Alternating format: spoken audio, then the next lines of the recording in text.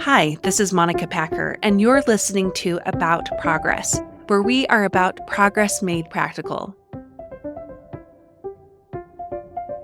I have a bone to pick with one of the most heralded achievements in our modern day, the 30 under 30 lists.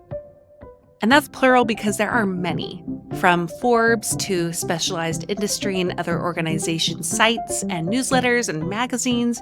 You can find a new 30 under 30 list almost whenever you want to. I definitely find it both inspirational and motivational to see people create a name for themselves and to accomplish admirable things. But I do take issue with how seemingly obsessed we are as a society, with the very young doing very big things and in very short amounts of time. For me, it's that yucky feeling that if you're even a day past 30 years old and you haven't made it in some way or another, you may never. It also sends the message that what matters are the public kind of successes, the ones that are quite big. As I am personally approaching turning 40 years old, I'm increasingly drawn to learning about people who started quite late in life, the late bloomers.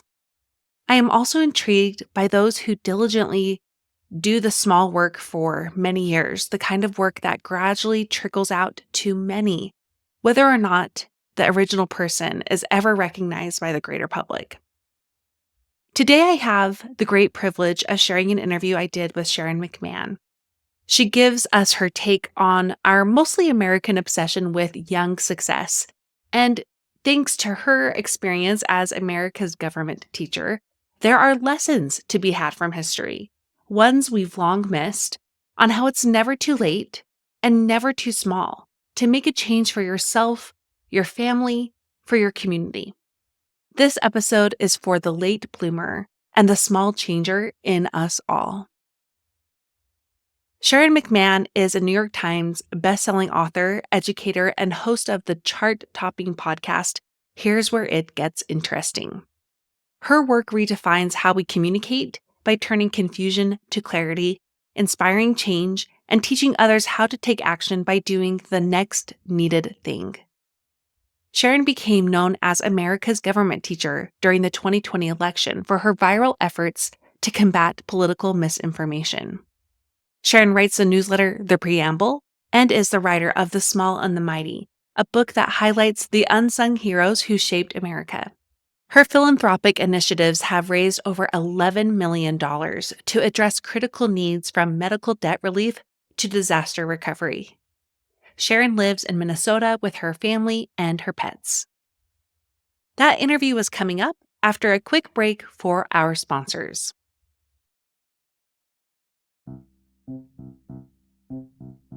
This episode is sponsored by Air Doctor.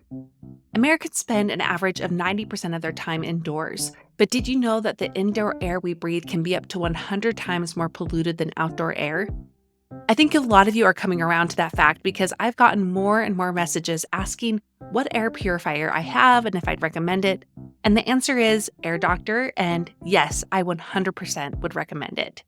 You can breathe easy with Air Doctor, the award-winning air purifier that eliminates 99.99% of dangerous contaminants like allergens, viruses, smoke, gases, mold spores, and more. One of my sons was recently diagnosed with more indoor allergies, and the doctor was relieved to hear we already have an air purifier. You can top that off with lots of smog days in our beautiful Salt Lake Valley, and I can tell you that the relief I have is high, both emotionally and physically, that Air Doctor is in my home. Air Doctor was voted Best Air Purifier by Newsweek, so it's no surprise that 98% of Air Doctor customers agree. Their home's air feels cleaner, safer, and healthier, and the Packer family is one of those happy customers. Unlike other purifiers, Air Doctor captures invisible particles 100 times smaller than standard HEPA filters. Head to airdoctorpro.com and use promo code MONICA to get up to $300 off today. Air Doctor comes with a 30-day money-back guarantee plus a 3-year warranty and $84 value free. Get this exclusive podcast-only offer now at airdoctorpro.com. That's AIRDOCTORPRO.com using promo code MONICA.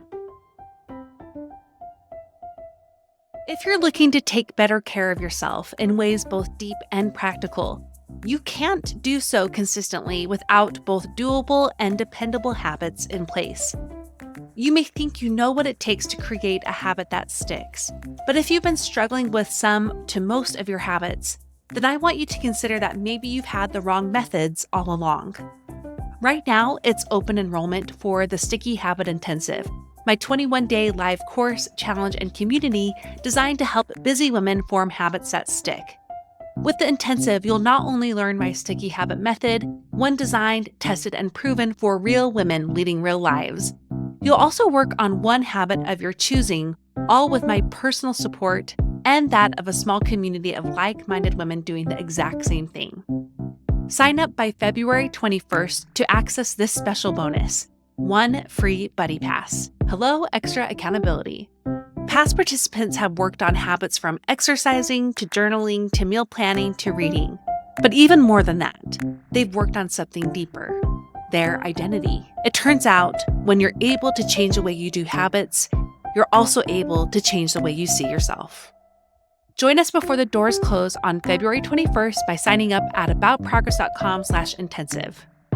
If you're listening to this episode later and the doors are closed, you can sign up for the waitlist for our next intensive at that same link. Again, that's aboutprogress.com/intensive. Sharon McMahon, welcome to About Progress. It's a pleasure to be here. Thanks for having me. It's an honor to have you. I loved your book, The Small and the Mighty. And while I was reading it, I of course loved the theme, the main theme, the small and the mighty. But I was really struck by another theme that I felt kept popping up. And the theme was, it's never too late. So today I thought it would be great to speak to the potential late bloomers who are listening on how it's never too late, it's never too small. And to start out, since you wrote a US-based history book, I thought it'd be great to begin with our American obsession with the 30 under 30 list that we have going on. And you may not know the specifics of why we're obsessed with this, but I was curious about your own thoughts on how we came to this obsession as Americans specifically. And with this meteoric success at a young age, that whole thing. And in what ways is it reflective of our history and in other ways totally ignorant of it? I mean, America itself as a country represents the Forbes 30 under 30 list. Look at what we've accomplished in such a short period of time. You know what I mean? That has been America out of the gate. We were out to prove ourselves the second we declared our independence. This idea of we're such a young country and look at where we are, we're number one in the world and all these, incredible metrics. That American obsession with youth, productivity, efficiency, achievement has enabled us to do so many things. We're a very action-oriented country, and that is both a blessing and a curse, of course. All things have two sides of every coin. But that's not unique to just Americans. America itself is that way. And then I think some of this is evolutionary biology, and that people who are young and virile and beautiful and whatever, they just appear to be very useful from a reproduction standpoint. That is somebody that looks good to me. I don't think that's necessarily American. I think that's human. But, there's more to it too. But I think there's this sort of combination of factors that you're more valuable when you're young and beautiful, or when you are, young and strong. And I don't know that we have ever really moved past that. Which is a bummer. I know. Because there's so much we're capable of at any age. And I want to talk about your own path about this, how you are reflective, I think, of it not having to be just us super young, meteoric success kind of people overnight. I like you, I was a history teacher. I taught middle school English and history. And you were a public high school government and law teacher. But for how many years? 12. 12. Okay. And then you began your Instagram feed, Sharon Says So, in 2020. And are you comfortable sharing how old you were when you started and how old you are now? I am 29 and I was 29 when I started. So I have been 29 for at least like 15 years now. Mm-hmm. Okay. All right. So doing the math, like late 40s, right? And the reason I bring this up is not, no, 29 forever. No, 29. Mm-hmm. The reason I bring this up is not because the age thing matters so much as it does our own fear that we haven't made it because we're not a success at 30. And that, it doesn't happen overnight, then that means we will never get there. So I wanted to ask you about your own life. And when you look back now, how can you see that what you worked on and what you lived through, the small things, paved the way for you to be where you are right now at this point of your life, which, by the way, is still very young and there's still a long life ahead. That's true. That's true. Yeah, I mean, I hear from people all of the time that they're going back to school at, age 54. Or I am going to run for city council and I'm, 53 years old, or I'm 42 years old, or, I hear from people all the time that they've just decided I'm going to have the audacity to try. I'm going to have the audacity to overcome these sort of societal expectations that you are only valuable if you are young and beautiful and an overnight success. So I hear what you're saying, that this is a widespread sentiment that people have. And I do think that things are starting to change, especially for women who are like, listen, I'm not interested in your quote unquote standards. I'm going to do what I want. But I do think it is also good for us to remember that even if we are, 40 years old or 50 years old or 60 years old, that we have not spent our previous years, our prior years, we've not wasted our youth on not being an overnight success. That all of those life experiences, all of that education, all of those trials you've lived through, those are all tremendously useful and instructive into who and what you will become in the future. Oprah is in her 70s now. And it's true that she didn't just get started yesterday, but nevertheless, nobody would look at Oprah and be like, she's so washed up. Yeah. What does she have to offer?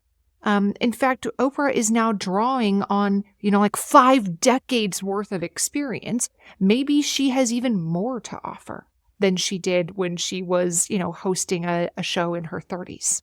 So it helps me to remember, and I hear from other people that it helps them to remember that the stuff you did previously is not wasted. Even if you went and got a law degree and you're like, I hate the practice of law, that experience is not wasted. You will use that. Maybe in an unexpected way, maybe in a way that you weren't anticipating. I certainly never anticipated using my education in the way that I'm using it. And in many ways, the good news is you don't know what's ahead. Right? It actually is not good for humans to be able to predict the future. Every single time travel movie has gone wrong. Right? Like it's never worked out. It's good for humans to not know what's coming down the pike. But I do think it helps us to know that it's not going to be wasted. Can you think of specific things about your life that you're like, oh, who knew that would help me now? And it totally is. Like, I didn't see that when I was doing it, but I see it now. Yeah, I learned a lot of skills in the classroom that I'm still using. You just wouldn't necessarily know that it's being used on you, right? Every teacher, when they first start, is bad at it. They come home their first few days of teaching and they're like, I don't know what I am. That is terrible. I don't want to go back. I'm not going back. Yeah. I'm exhausted. Nothing productive happened today. I have no idea what I'm doing. That's how every teacher begins. And over time, you develop more and more skills that make you better at what you're doing. And so, yes, I absolutely use the skills that I learned in the classroom today.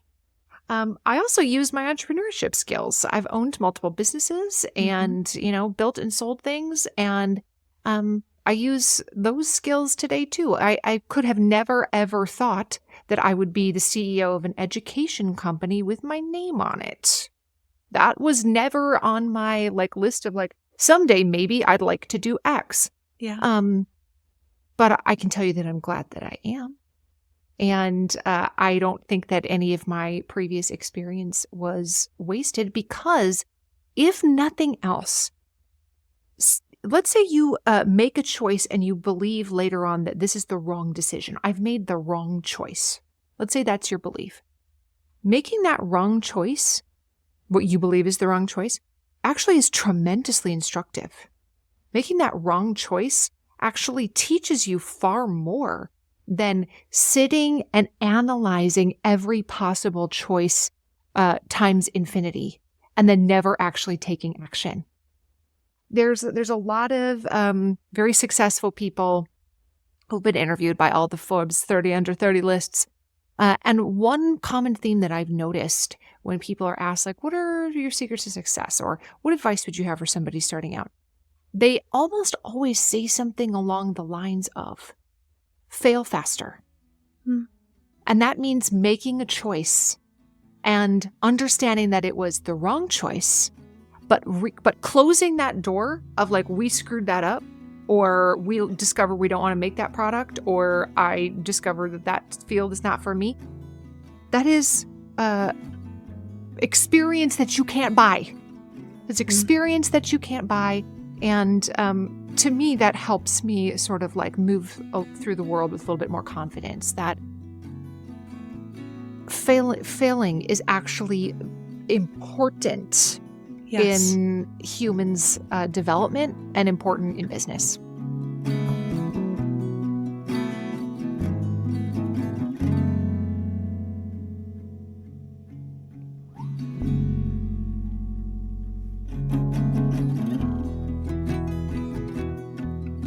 Well, I think, you said this in your book in another way, and I had to write it down because, of course, my podcast is called About Progress. And you said progress comes at the price of discomfort.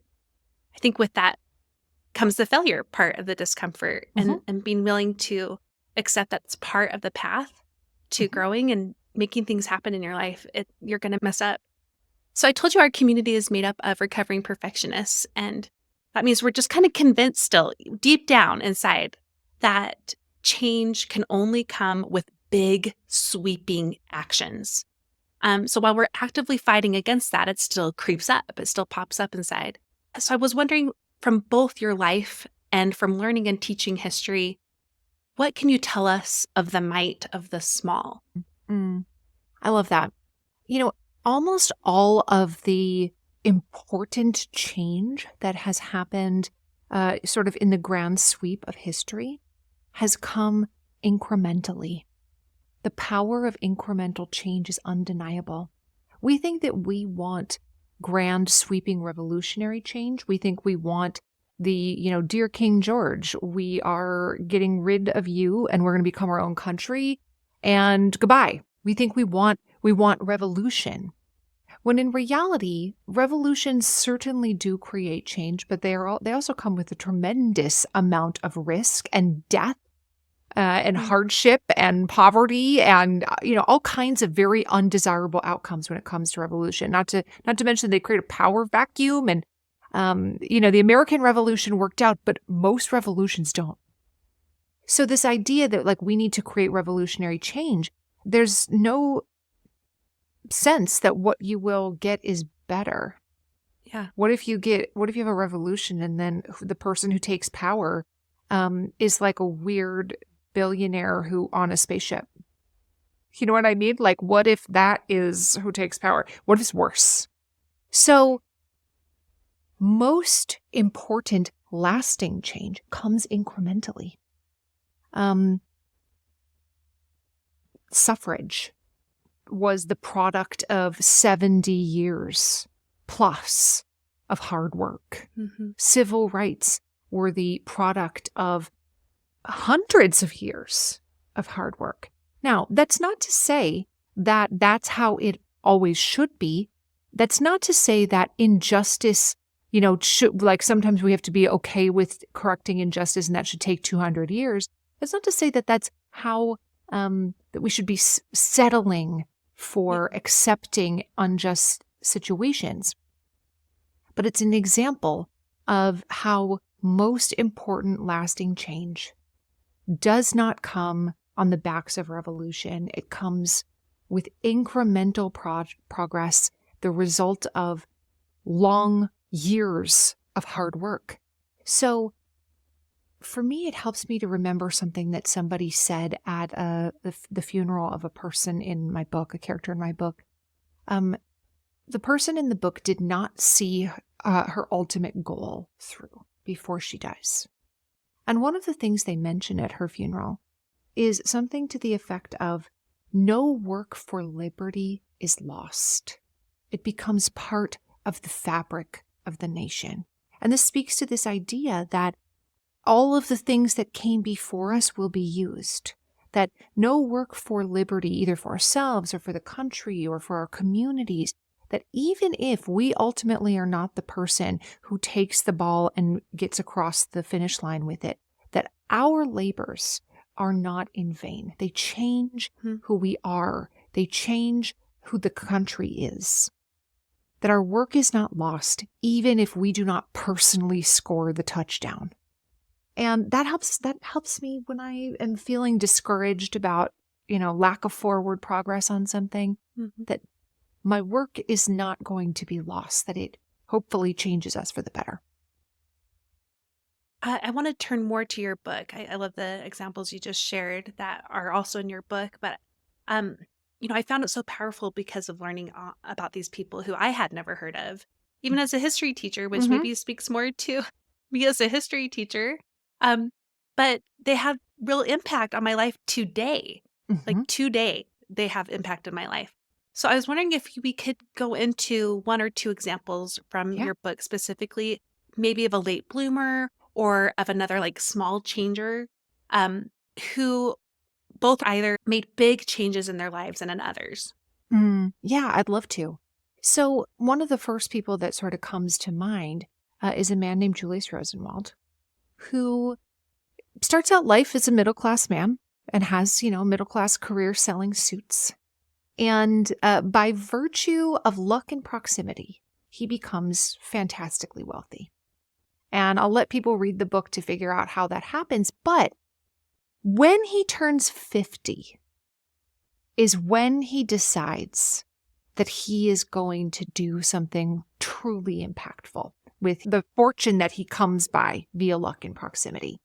And he sets out to have this sort of like giveaway bonanza, where he gives away the equivalent, a modern day equivalent of about $600,000. I'm going to give you some of this money and you some of this money, and this person's going to get a grant. And, he loved to donate to things like YMCAs and, places that helped the homeless. So he made all of these bequests at age 50.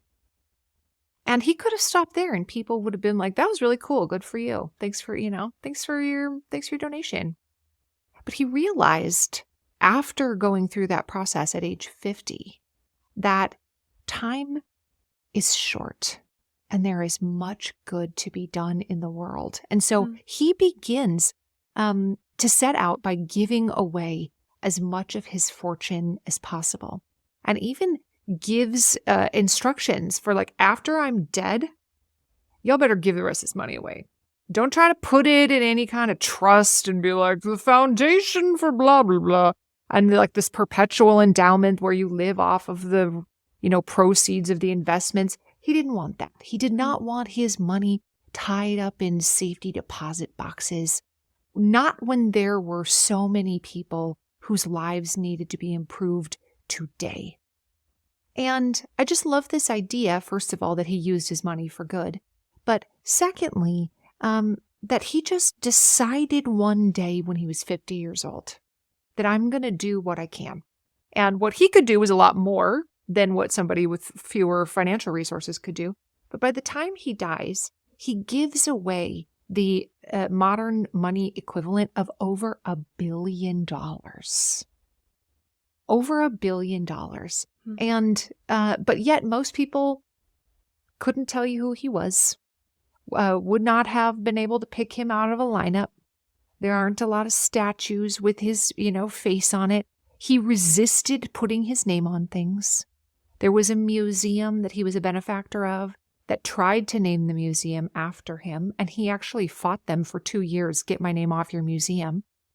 He didn't want to go down in history as the person who, I donated that wing of the museum. He wanted his money to go to people who needed it, and if that meant he faded into obscurity when he died, then so be it. His motivation was not to leave this legacy of beautiful, shiny hospital wings.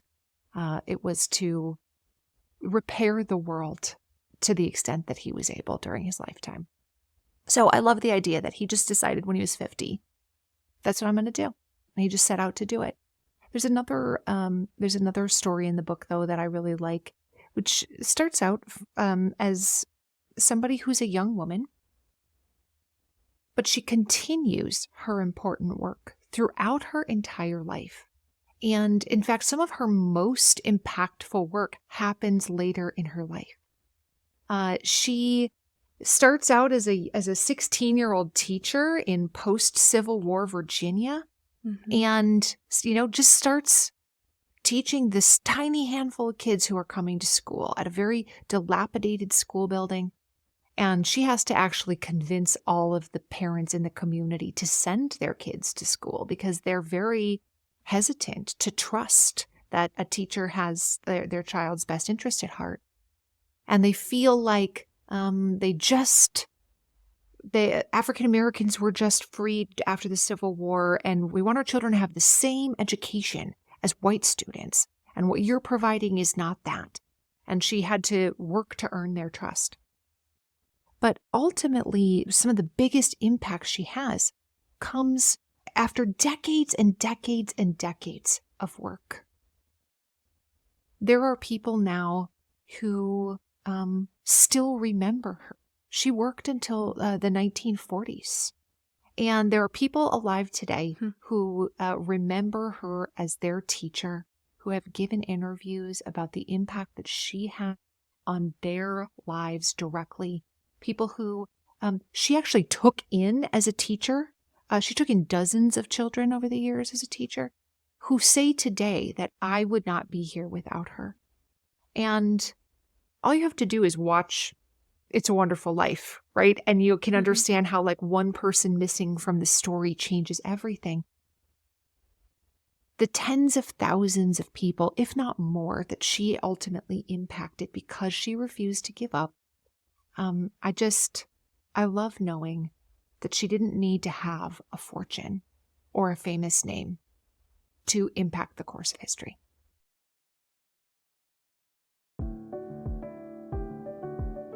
This episode is sponsored by Element.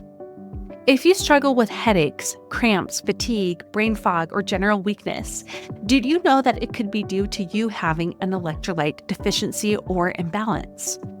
Electrolytes are charged minerals that aid in hydration to our very cells, which are very important, and busy women often need help with hydration, and I'm no different. This is why I adore, and I mean adore, our sponsor, Element, spelled LMNT. Element is a zero-sugar electrolyte drink mix that helps anyone stay hydrated, without the dodgy ingredients and artificial colors found in popular electrolyte and sports drinks. I put 1 stick of Element into my giant tumbler every morning before I do my workout. And not only have I grown to love its salty taste, I love all the flavors I've tried. My very favorite have to be raspberry and the chocolate caramel and maybe the citrus and the watermelon. Okay, I clearly love them all. I have also been loving having fewer headaches and less leg cramps waking me up at night. Our podcast manager, Taylor, is a big fan too and has been for some time, as she has used Element to aid her hydration as a workout instructor long before they became a sponsor. Element is for everyone, from Navy SEALs to Olympians to moms like me. Get your free Element sample pack with any purchase at drinkelement.com/progress. Also try the new Element Sparkling, a bold 16-ounce can of sparkling electrolyte water. I love this water too, and it's the perfect pickup in the late afternoon or early evening. If you don't like what you order, Element will refund your order, no questions asked. Again, get your free Element sample pack with any purchase at drinkelement.com/progress. One of the long-standing things that has connected us as a community is the Do Something list. The first one I ever made way back in 2016 totally changed my life and actually led to this podcast. And I have heard from hundreds of women over the years from the About Progress community that the Do Something list has changed their lives too. What is it? Well, it's a way for you to prioritize your own fulfillment, to explore who you are, and all outside the pressures of goals and resolutions. If you're ready to have more hobbies, to have more creativity, to have more fun, or rest, or connection this year, whatever it is, make sure you make your own Do Something list. To help you, I have a free training that is ready for you online right now. Go to aboutprogress.com/DSL, and you can sign up for my free training, which includes a video and audio workshop, resources, including a guide and examples of so many DSLs from real women of this community. Again, go to aboutprogress.com/DSL to get your free training.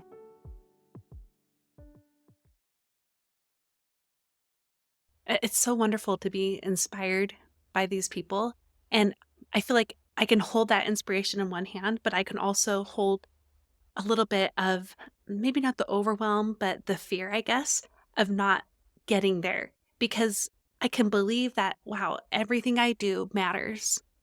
And it just may take a long time. But knowing that and then doing it kind of is another thing. So what would you say to the people who worry they will never get there, in quotes? And also how that there may not be on the front pages of any newspapers or in the history books, but still matter. The first thing to realize is that you will never feel like you have arrived. That's an important thing to give up. If that's something that you're chasing, I'm like, but I still don't feel like what I have done matters. Neither did any of these people. Neither do I. I have, raised $11.4 million to give away. I have millions of followers. I have a #1 New York Times bestselling book that, I'm not here to give myself accolades. I'm saying I just have achieved some things and I still don't feel like I have arrived. Whatever your definition of arrived is, right? And I truly don't think that most people feel like they have arrived. They do not look around themselves, around their circumstances and feel like, I did it. Done. I did it. Yeah. I don't think they do, which is one reason why presidents insist on running for second terms almost always. Even as the president of the free world, air quotes, they still don't feel that they have arrived after 4 years. They still feel like there is more to do. So the first thing is realize if you are waiting to feel like I really did great work throughout my lifetime, I arrived, you're going to keep on waiting. That feeling is not going to come. So that can't be the goal. The goal cannot be chasing that feeling. It's twisting at windmills and exercise in futility if that's what you're chasing. The second thing is that there are nearly no examples of people who made impactful change throughout history who woke up each day with a tremendous feeling of hope and that what they were doing was really moving the needle. I am just out here swinging for the fences and nailing it every day. That almost never happened. Even the people who wrote the United States Constitution turned to each other and said, I hope it works. They legitimately did not know the answer. We hoped for better things, but we did not know if the country would fall into anarchy and despotism. They truly did not feel to themselves in that moment like we've made it. Look at what we have accomplished and achieved. They had doubts. And that's a normal human experience. The person who has no doubts is either lying or like a psychopath, right? That's not a normal psychological state to be in. They're either lying to your face or they don't have normal emotions. So, the people in history who really did move the needle did not wait for a feeling of hope or a sign that what they were doing was changing the course of history. They understood that hope was a choice. That hope was a choice they were making every day. That sometimes hope was a choice they were making every minute. And that without hope, without a positive vision for the future, that nothing meaningful can happen.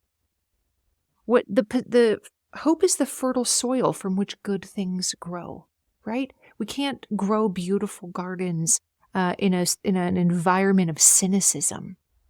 If the posture of our mind is one that is cynical and like nothing I do matters, screw all of this stuff, nobody cares, it's all corrupt, blah blah blah. If that is the lens through which we are viewing the world, that is not a place where beautiful things grow. That is accepting the status quo of the world as it is, that nothing I do matters, nothing can change. What you're saying is then everything should remain exactly as it is.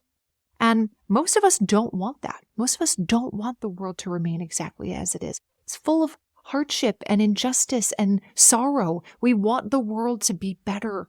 We want to progress. We want the world to progress. So, maintaining hope is not waiting for a feeling of hopefulness. It is not waiting for signs that everything's going your way. It is not waiting for a feeling of arrival. It is a choice that we make each day that what we do matters. So that is what our forebears have done. That is the posture that I choose to adopt. And it's one that I find far more useful than waiting for the external validation of signs and symbols that what you're doing matters. That is not useful in my opinion.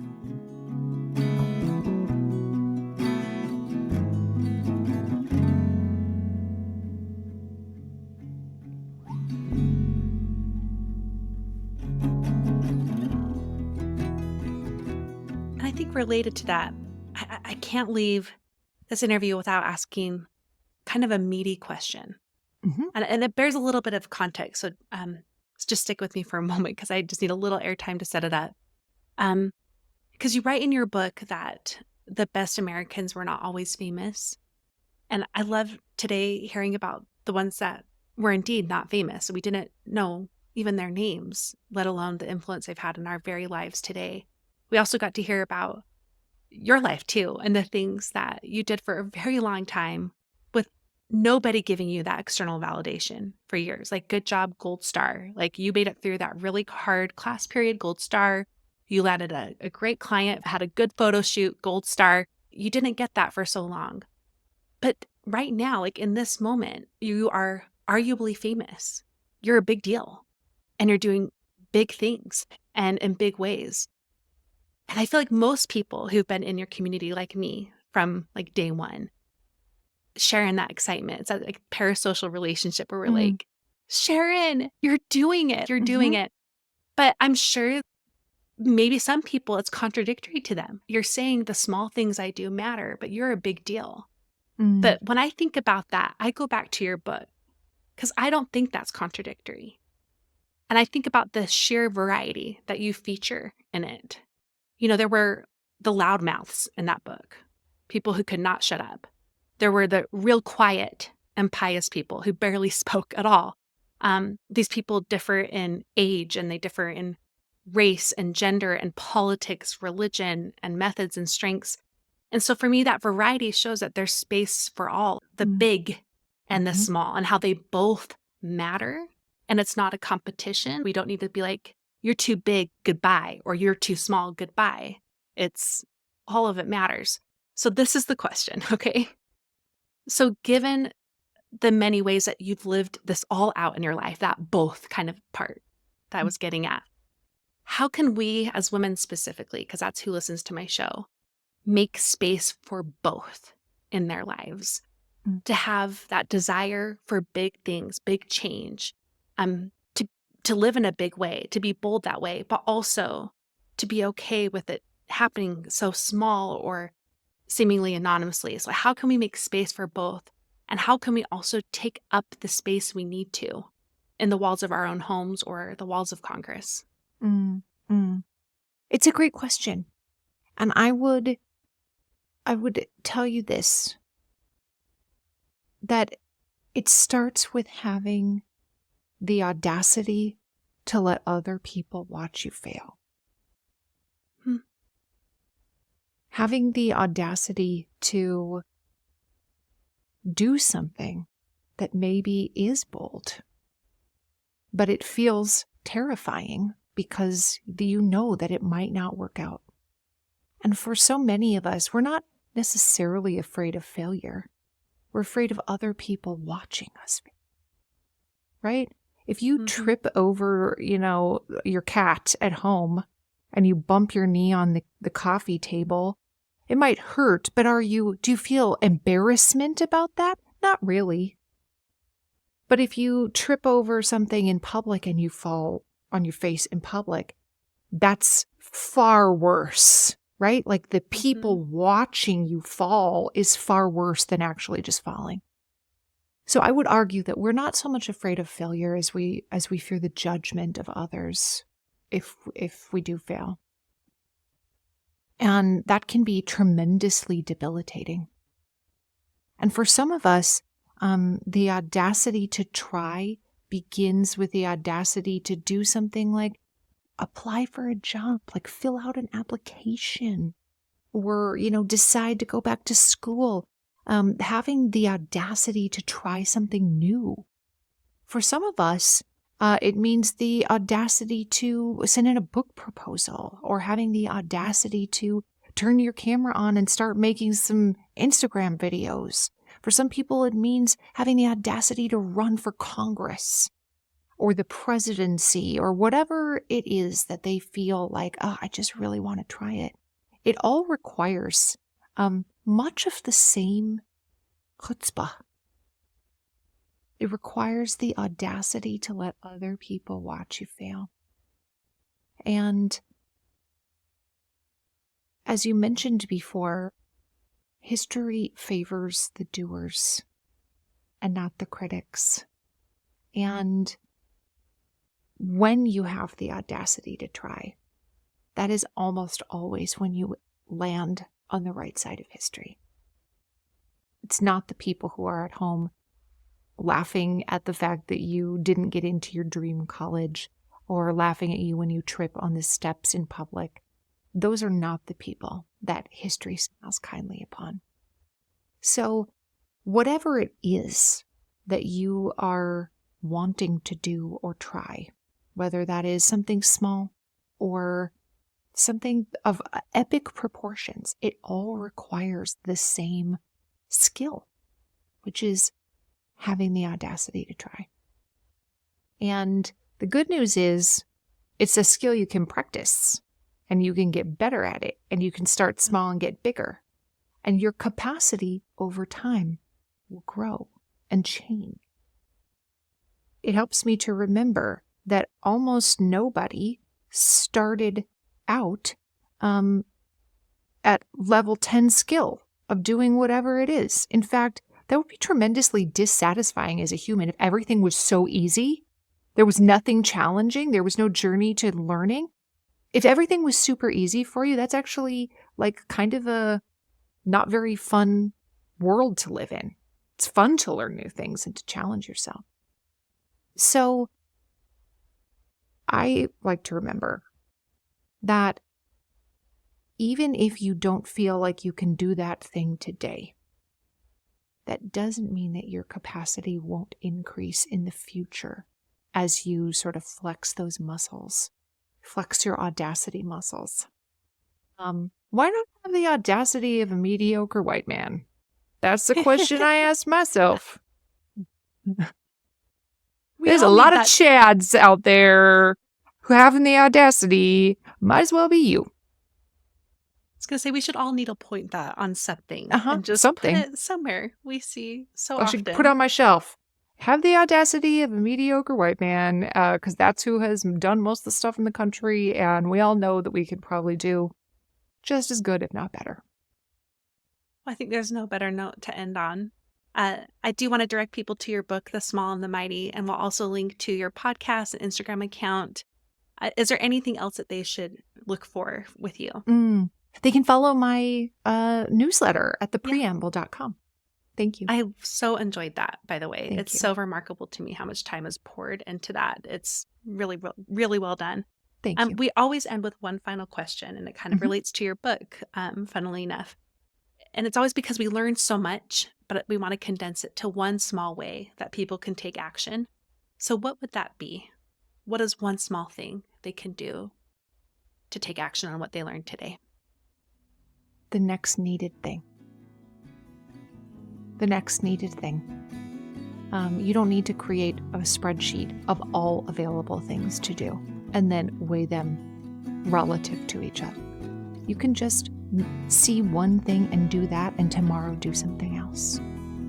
And don't let the analysis paralysis stop you from becoming one of the doers of history instead of one of the critics. Well, that's another needlepoint, Sharon. This whole interview was full of them. Thank you so much for taking the time to be on About Progress today. I appreciate you. Thanks so much. Gosh, that really was.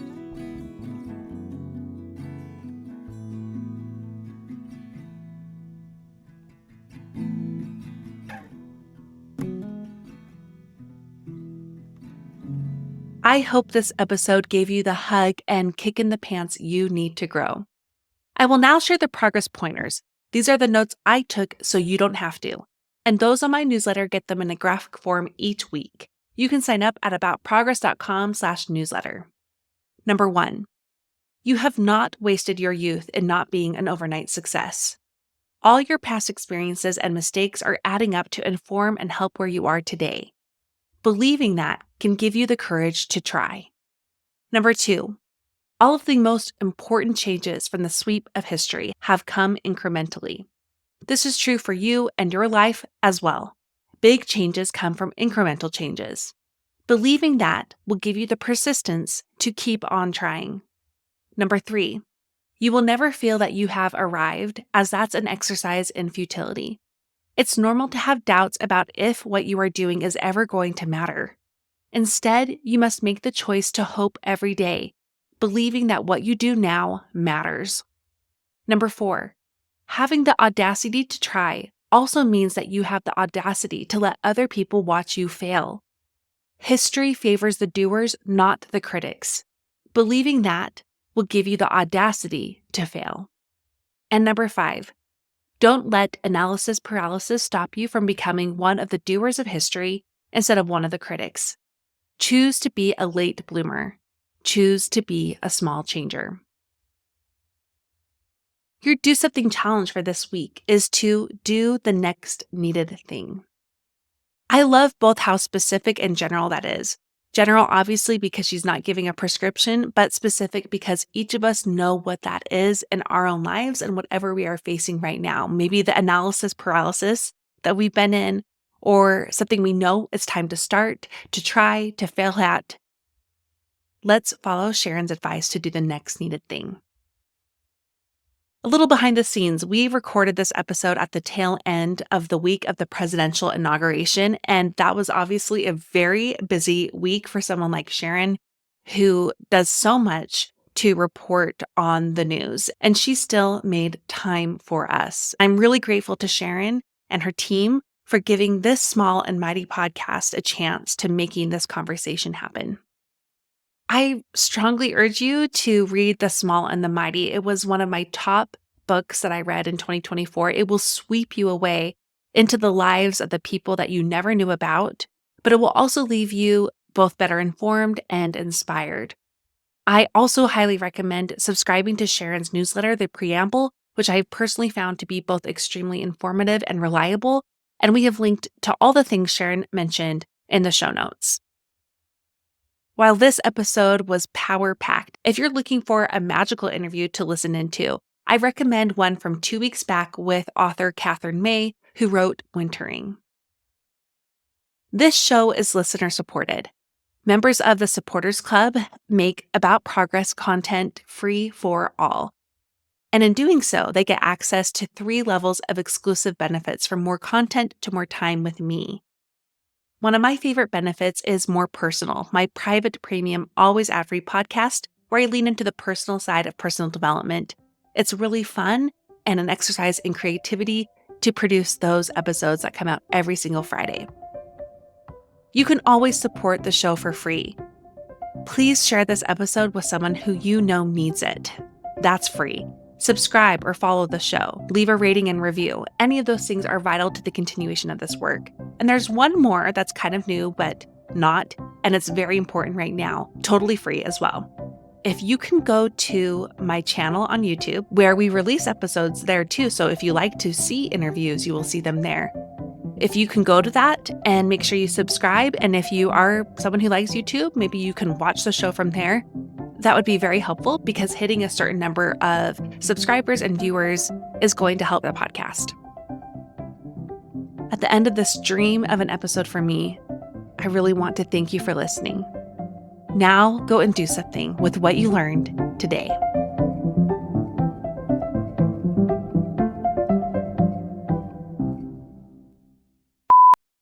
Sharon McMahon, welcome to About Progress. Oh no, you disappeared. You did. You too. I don't know what happened. The screen went hilarious. black. It said, Sharon McMahon, welcome to, and then the screen went black. Oh, that's hilarious. At least you weren't running a meditation. That's with right. lots of people watching That's at the right. same time. At least I wasn't in the middle of meditating. I couldn't stop laughing. It was a little bit like I opened one eye where it's like, what is going on? Okay. Yeah. Okay. All right. We're going to keep going then. We'll do that. Yeah. We'll start over. Mm-hmm.